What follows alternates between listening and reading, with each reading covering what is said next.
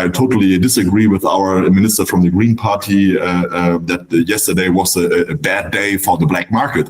I would say totally opposite. Yesterday was one of the best days for the black market because now they have more or less a legal structure where they can have their illegal business done. They can produce more safely. That's why it would be very interesting what's written in the law.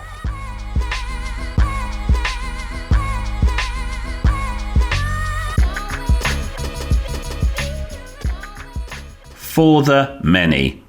As Germany finally unveils plans for cannabis legalization, we speak to Stefan Röhrl, the CPO and co-founder of Hemp Group based in Hamburg, and look more closely at what's in the offing. And hello and welcome to the lobsterpot podcast. I'm Dave Barton, co-founder of Thermidor and this lovely podcast. Here with Jamie. How you doing, Jamie? We had some big news out of Germany yesterday, didn't we? Yeah, it's been absolutely, just manic. Every single feed, I just see everyone just updating, letting people know about what's going on in Germany. And I feel like there's a lot of stuff kind of flying around left, right and center. So we thought we'd come and cover it properly. Absolutely. I mean, us being British, I mean, we can speculate, but I think at the same time, we want to get someone who's in the know, who's there on the ground. So today, our special guest, we have Stefan Röhrl, who's the CPO and co-founder of Hemp Group based in Hamburg. How you doing today, Stefan? I have to say Stefan Röhrl, considering you work in the cannabis industry, that is a very appropriate name. I know it's not typically spelled that way, but yeah, anyway. Good. I like it. Excellent. So just to kind of recap what's happened, Stefan. So basically yesterday, 12th of April, it was the health minister, Dr. Karl Lauterbach, and the federal minister. They've kind of announced a two-pillar approach to cannabis legislation, which essentially means we've got the first phase, which is the green light for home grow and not-for-profit social clubs. So that's phase one. Yeah. And phase two, we're talking about a dispensary-style specialist shops to open in 5 years as part of a kind of regional pilot. The second pillar will be at first pilot projects. I think that will be start also this year. This is what they said yesterday. Mm-hmm. And it will be interesting. The draw of the law will come within this month. So right now we know nothing really safe. We know that they will decriminalize and that we will have cannabis clubs. They really pointed out that's not social clubs because consuming in this kind of clubs will be not allowed. They're not, but I think the discussion about this is not over. I think the Green Party wants some kind of safe consumption rooms, but it seems that the minister Lauterbach doesn't like the idea. Mm-hmm. So let's see. I would say it's still interesting times, and let's see what's written in the law, and then we have still a little bit time to see what's going on, and it will take time. It's not like yesterday I got a lot of calls from people. Yeah, let's open up a cannabis club today, and I was it will take time because even this goes now a bit faster. But I don't think that we will see the first cannabis clubs before end of the year. So we're not talking about a kind of Thailand situation where we're sort of saying, okay, right, it's legal to a point. I suppose we want it. I think the play seems to be they want to be rigorous about the legislation and not upset the EU. That's what it feels like a little bit. So that first wave, this kind of, I guess it is decriminalization, or you can buy from non-profit social clubs. You can grow, isn't it, up to 25 grams. You can have you can buy that much. Well, that's going to be you can buy up to 50 grams a month. Okay. And 25 grams will be not illegal anymore if you have them for self-consumption. Okay, that's the thing, and the clubs are maximum 500 members, and non-profit. So it seems like a little bit like in Spain. They are also non-profit, so you cannot really buy something there. You get your chair, and you have to pay your monthly fee and all that stuff. I think, and. What also interesting, they say you're just allowed to be member of one club. Will be interesting how the regulations will be controlled, right? Should they put a stamp on your passport or a sticker or something? That's why I think will be very interesting the next couple of weeks, because I think we creating like a real big a monster of rules and stuff to control. It would be very interesting, and that's why I'm not so on the same page like Minister Lauterbach, who told us yesterday it will be much easier because we don't have to control 50,000 dealers anymore. But I think it will be much more complicated. But now you have to control like 25,000 clubs, and that's even more complicated, because I think now every dealer thinks they can open up a club now. And I don't see it why it's not working, because they don't want to put out license for clubs, so everybody can open up a club. Yeah, it's not like a free-for-all where anyone can just, it's not going to be like that. Everyone say, hey, I just want to open a club, and hey, where's my supply chain? Well, I just kind of, no. It's going to be, you're not going to just have a kind of date where clubs come online type thing, and there's going to be an amount of cannabis that we can just kind of tap into. It, if the whole point of the club is to kind of, it's the growing, it's sharing the actual, it's not for profit. That's going, and I guess even when we think about, black market, illicit, club dealers, for want of a better term, they, they want to make money, so it's not going to work in their favor in that respect. But do you think that gives them more leeway to kind of legitimize what they're doing and kind of go straight for again? I think so. I'm have experience in cannabis social clubs in Spain, and they're also non-profit. And I work in with cannabis social club in Spain since 15 years, and I would say like most of them are in criminal structures, because there's no other way, because you cannot produce legally. And I have the big fear that will be the same here in Germany. And I totally disagree with our minister from the Green Party that yesterday was a bad day for the black market. I would say totally opposite. Yesterday was one of the best days for the black market, because now they have more or less a legal structure where they can have their illegal business done. They can produce more safely. That's why it would be very interesting what's written in the law. But I think there will be so much loopholes, because yesterday on the press conference, you see clearly that the ministers have no clue how the reality looks. They live in their own bubble, and they have no idea how it works with the customers, with the consumers, what the people wants, what the people likes. And my biggest fear right now is that we have like a situation like in Spain. Now we have criminalization, and there are clubs, so the most people have access to cannabis. So it's not necessary anymore to have a real legalization, to have a real like stores, dispensaries, stuff like this. But I think this is necessary if you don't want to put all the cannabis business into illegal black market hands. This is for me right now, my biggest concern is how to regulate it, that it's going into the white market and dry out the black market. And I don't see it right now. Maybe I have not enough fantasy, but I don't see it right now. I see it more that goes in the Spain direction. You mentioned, we spoke previously, and we were talking about the nature of political changes and how quickly they can happen. If this is a two-pillar approach, and this is the first pillar, and it goes through, and let's say it passes maybe, October, November, and the danger is perhaps that this becomes almost like the waiting room for Germany. If politically things change and the Green Party go out and lose a section of power, do you think that is a possibility and a danger? Sure. Yeah, absolutely. If the conservatives gets back on the government, and then I think they will stop it. I think they will not stop the cannabis social clubs, because this is right now on the papers. This is going where when it starts, they cannot pull it back. This is for sure. But to have a real legalization, something you can build a business model on it. I don't see it within the next 5 years. Even they called it yesterday that they want to have like this pilot projects with science stuff and all that. But how should this work if you have the pilot project here and like all the cannabis clubs around?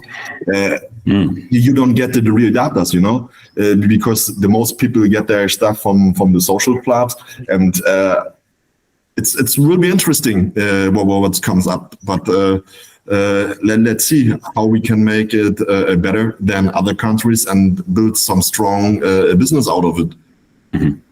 I mean, for you as a kind of someone who potentially, you know, has been involved in the industry for quite a while, what do you think are the biggest sort of challenges for people open, you know, for the what are the biggest commercial challenges, do you think? I mean, you think that's it? It's going to take a while for it to kind of shake out. So do you think there'll be this kind of grey market for a while? Maybe it's similar way to the Netherlands in that, you know, hey, we got coffee shops, but, you know, where's our supply chain? We have to grow it all on site, don't we? Well, actually, you know, the supply is coming from somewhere else. Do you think there's going to be that sort of grey market situation for a while?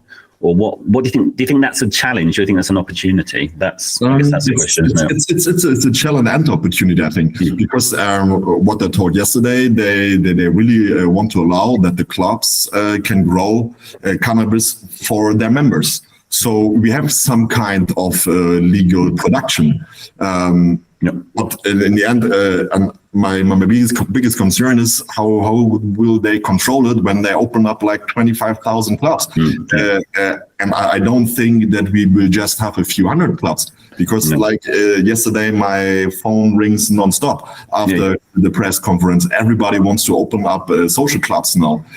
Okay, we don't have to call it social clubs because there is. But that's the perception that it is. You know, you say, oh, cannabis clubs. Oh, right, so we're going to be able to go and like, you know, smoke in a lounge. Well, hang on, not that's.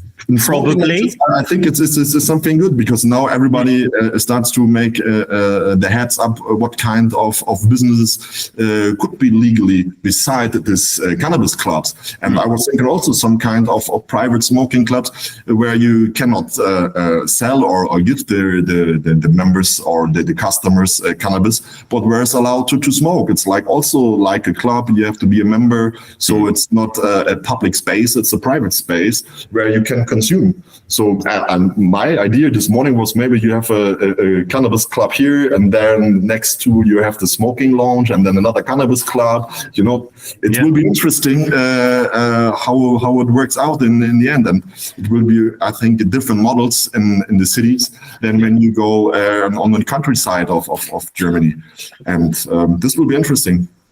For sure. I mean, the other side of it that we haven't really touched on yet is the home grow element, which kind of goes alongside the club thing. And it's about, you know, giving people personal responsibility and better access to cannabis. What are your thoughts on home grow generally? And do you think it's, you know, an important thing that they should include as part of the pillars? I think that they should include it, and it's interesting, and I think it will be a peak in the beginning, but in the end right now, everybody can make their own beer at home or grow their own tomatoes, but how many people will do it in the end? You know, and in the beginning, I think a lot of people will try to grow their own, but if you look, it's not that easy to produce good cannabis. It's easy to produce shitty weed. Sure, this could do everybody, but who wants to smoke shitty weed? Nobody in the end. And when you have on the other side the clubs or something else where you can get really top shelf products, sure that there will be some good growers, good home growers. They will produce really good products, but with free plans, how much good products you can produce, you know? And this is also then illegal because you cannot sell it. You can, I don't know if you are allowed to give it away for free or something like this. We will see, like the models you had in New York, where you get the cannabis for free and you buy a picture or something else, you know. So I think also the people in Germany will be very creative to find some business models and all the loopholes, because this is something I think will be very challenging. This new law, what's coming out, will have so many loopholes because the politicians, they don't really know what's going on, and they can't think about what the people think about, So yeah, no, absolutely. I think you're very right. It's kind of wherever there's, but I think you have to kind of go. That's the kind of the growing up phase of it, isn't it? So, okay, we know what we can't do. It's not clear what we can do, so we'll kind of operate somewhere in between, and we'll push up against the stuff that we can't do in order to kind of figure out what's permissible. And I think that counts from a legal perspective as well. Until a precedent is set in some way, there's no real way of saying, is this okay? Do you know what I mean? That's I guess you can't plan for that. You can have as many, laws or kind of, guidelines in place, but you can't police what people might do kind of in that respect. But do you feel like actually on the back of that, do you feel like there's do you think anecdotally there's going to be a lot of support for this? I mean, from what you're hearing, I mean, obviously you work in the industry, so a lot of the people I'm guessing are very pro cannabis as well. But do you feel like generally within Germany there's kind of support for legalization broadly? Yeah, that's I think totally. The people want that cannabis is legal, and it's not the problem that the people don't get cannabis, that the people don't smoke cannabis. The problem is to get high quality cannabis, cannabis that doesn't poison you. And we've seen in the last year the problem with the HHC, what's coming up. Yes. For me, HHC poisoned the people, and we just have HHC because cannabis is illegal. If the consumer has the choice, I would say 99% of the people will choose the THC instead of HHC. Yes. This is something good for sure. Yeah, they just banned it in Finland, didn't they? I saw yesterday HHC or something. It was like, whoa, okay.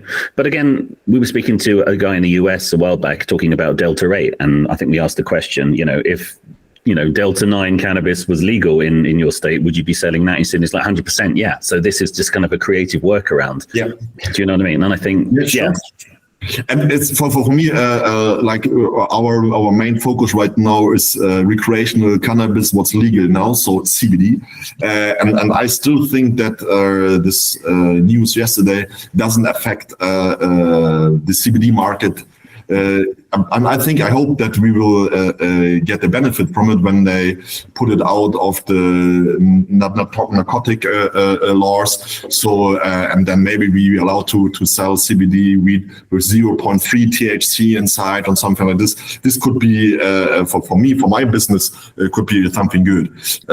But what's happened with the THC, we will see. And for me, I think it was not a bad day for the black market. It was a bad day for the medical companies, because what will happen with them when we have cannabis social clubs everywhere, and the most people has easy access to cannabis. That's no need for the most people anymore to get a subscription and go to the doctor, because right now in Germany, the most of the cannabis patients are private payer.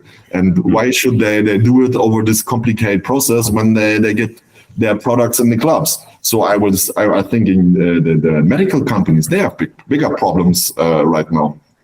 No, absolutely. I mean, that's really, it's similar here in the UK, again, I'm a medical cannabis patient. But again, you don't always feel like when you're talking to, and this is not a reflection on anyone I've dealt with, it's more a kind of observation, the understanding of like dosage or what you should be or what strains or, the advice doesn't kind of exist. And if I feel like the medical companies, and I'm not sure if it's different in Germany, if they lean into that aspect of it and can help people navigate what they need versus what they want, they might, again, so much of it falls onto the individual, and that kind of advice, I guess, maybe bud tender. I mean, is it a bud tender thing? Is it something like that? I mean, maybe that's something that... Nice, yeah.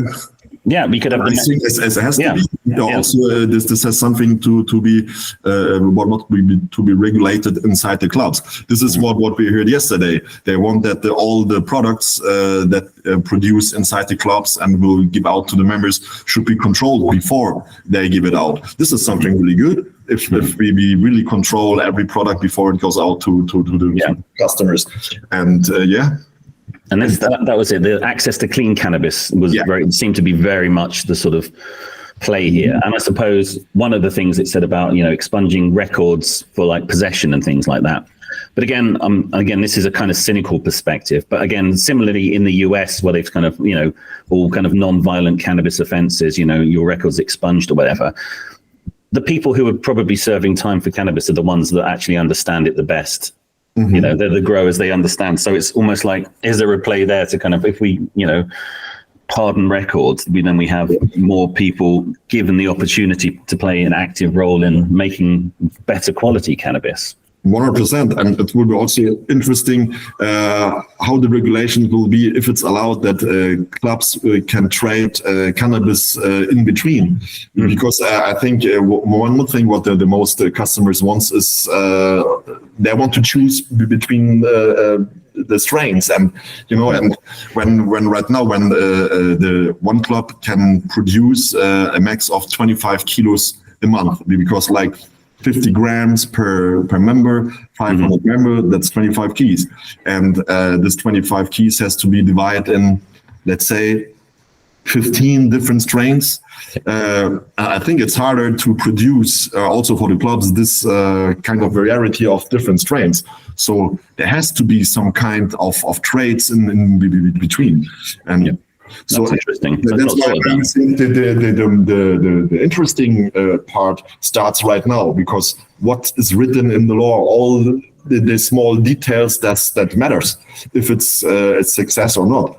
But and the topic is we are uncriminalized, so we can have access to cannabis, we can smoke cannabis, and hopefully we will have access to clean cannabis. That's something very good. Beside all, I would say, all the shadow that comes with it from a business perspective, because we will see how it will be possible to really make some business out of it. And I think in the end, it has to be something like this to have the opportunity to make money with it and pay taxes. Because right now, with all the clubs, that's non-profit, so there are no taxes, and this is not the kind of solution, I think, because in the end, the government has to take taxes. Well, absolutely. I mean, it would make sense from an economic perspective, wouldn't it? Yeah, massively. I think, just the cost on civil infrastructure to do licensing, to do checks, to put standards in place, the cost of that for the government is going to be quite substantial. And again, it makes the police's job quite difficult as well, because they have to learn a lot of new things overnight. And then you're going to do all that without generating any tax revenue. It's not. It's and not then really you want to control like thousands of clubs with no money. Exactly. Yeah. Interesting. Yeah. No, absolutely. And for me, it will be also interesting how it should work with the clubs, maybe, because like we know, cannabis takes time to grow. Let's say when we open up the club now and be allowed to grow now, it takes up to 3 months before we have the first products on the shelf. But the clubs need the money to produce the products. So will it be like you can become a member and you have to pay like, I don't know, $200 before, and with luck you get something 3 months later? Like a kind of cannabis Kickstarter. So that's why I think there are so many things we have to think about to make it proper. That's why I think the opportunity for the black market are really high right now. Just slightly differently, and thinking around the broader kind of EU play, and I'm not sure if there's something you want to comment on, but again, thinking around, the sort of phased approach is kind of paying lip service to what the EU want to do. Do you feel, I think I'll have a quick look here, but I think one of the sort of points made was that, other EU countries could, they want to collaborate and complete the EU legal framework in the medium term to be made more flexible. Essentially, do you think another country within the EU could almost overtake Germany and say, right, we're going to do it like this because they haven't got as many people, they haven't got less, something like the Czech Republic, or do you think that's a possibility? I think so, because until now everybody was waiting for Germany. And now yesterday Germany was saying, we will do nothing, no real legalization. We wait until the EU do something. And so I hope that other countries like Czech Republic do something more fast and more proper than we will do it right now. So for me, this was something very bad about what I get yesterday, that there will be no real legalization within the next 5 years, and that we will push this topic back to the EU and wait what they will do. I think that the most people in the industry here in Germany was hoping for more, was hoping that Germany really took a step forward. And I don't see this step forward.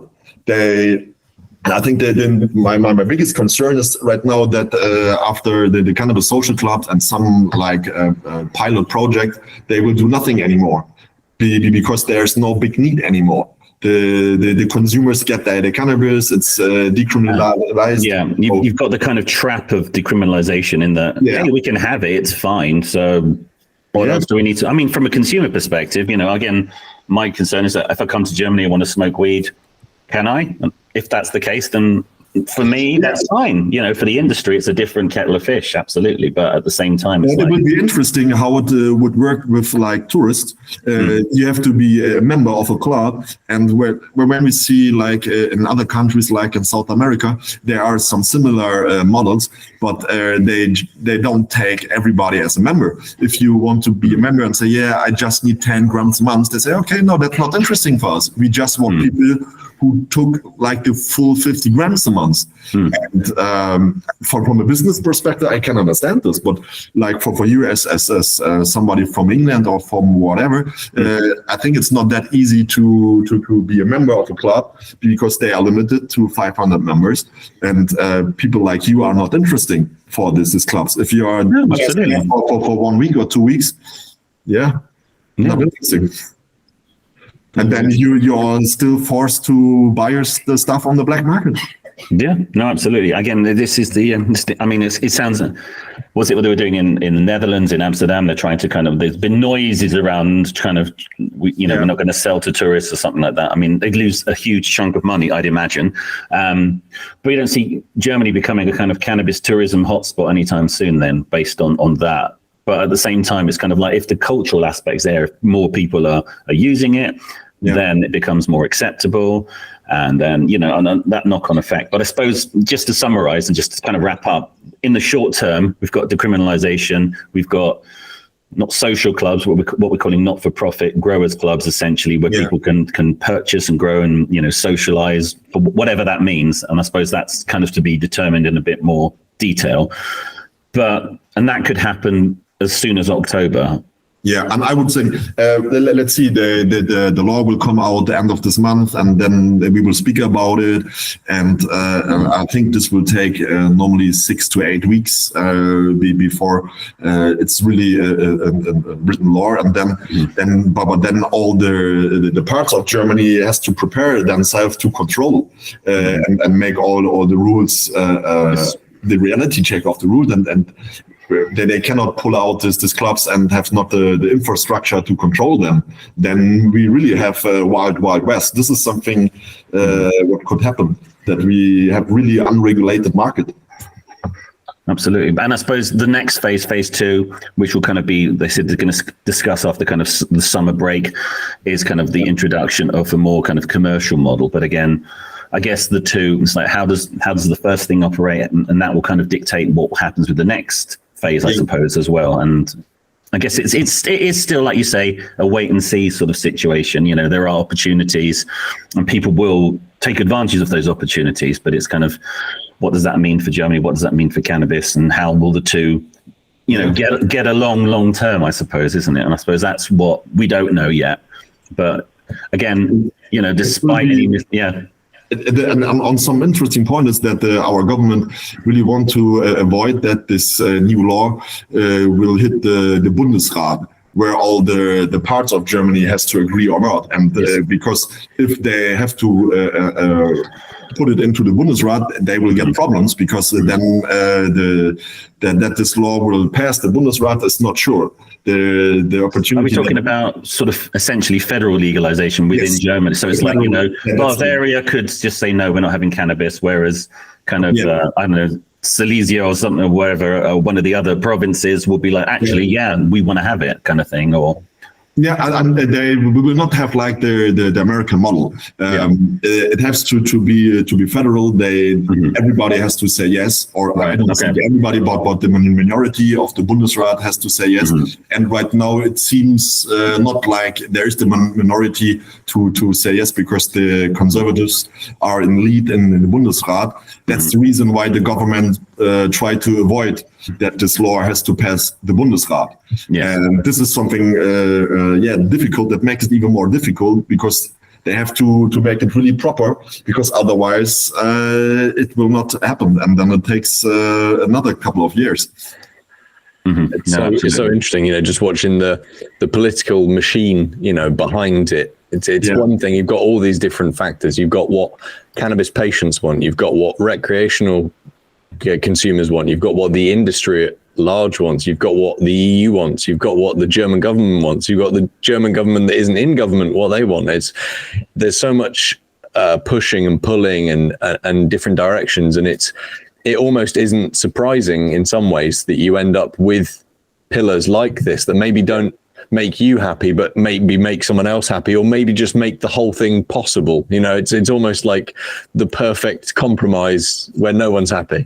Yeah, absolutely. That's why I think that the good thing is that now cannabis is more or less legal in Germany, and you don't want, and they also will regulate something with driving and all that stuff. This is absolutely needed, and so it is a massive step forward for us, for sure. But now it comes to the details. If it's a good kind of business model, not just to make money, but also to have a high quality of products and have innovations and all that stuff. Right now, they're just speaking about pure flowers and maybe hash inside the clubs. They don't speak about edibles. They don't speak about vape pens and all that stuff. But if you really want to fight against the black markets, you also need this kind of products. Yes. So there are we are like how that somebody told me yesterday. It's like a marathon. We are just on the beginning, and it will take some more years before we have a good solution. And we need the EU. We are here, like in Germany, we cannot do our own way, and hopefully this is the first step, and other countries will follow this. I would say, for me, small but important step, and from that on, we can put it up and build business models. Very cool. Thank you so much, Stefan. It's been an education, and however the news falls for you, I wish you the very best of luck with it all, and we'll speak again, and maybe we'll do a check-in and see. Okay, so 1 year on, how are we fixed? How's things looking differently? But yeah, it would be interesting. I think that the next 12 months will be very, very interesting in Germany. Yeah, absolutely. But no, thank you very much, and we'll look forward to seeing you in Berlin in ICBC. So yeah, for sure. Thanks for having me. Thank you.